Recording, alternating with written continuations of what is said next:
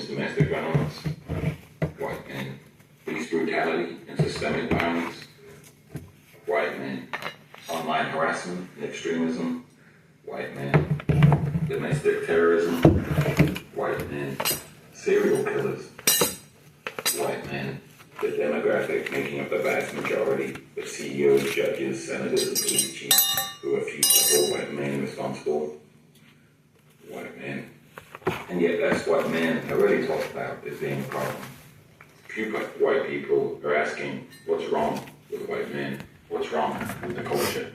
Few white men are demanding that we be fixed. And why? Because we as white men humanize and individualize white violent offenders. And it's time to flip the script. To shame and blame, because I know white males are incredibly fragile when it comes to that. But instead to name what's really going on, and who continues to be protected and not held accountable because of selective storytelling. I hope this helps. One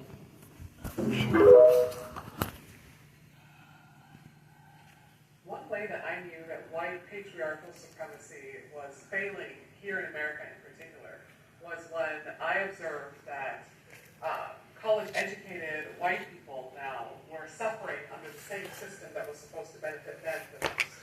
See, we didn't have a student loan debt crisis until college-educated white graduates could no longer pay their student loans.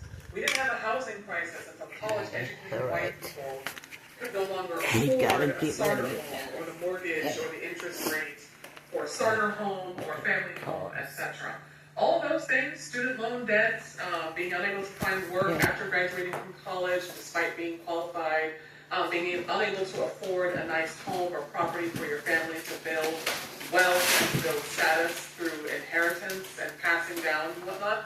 All of those things have long been challenges for Black people and for people of color, even with all of our college degrees, our certificates, our etc., etc. But it didn't all become a crisis until college-educated white people started to suffer. And if you really want to, sweat thinking about this, poor white people who are especially disingenuous as being like the largest demographic of Trump-supporting Republicans, were the ones suffering the most under the same white patriarchal supremacist system.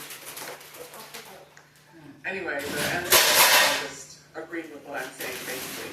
But poor white people being so disingenuous, being the largest subgroup of Trump-supporting Republican voters, were sitting here suffering as impoverished Americans without access to college education and upward mobility and whatnot. And we're still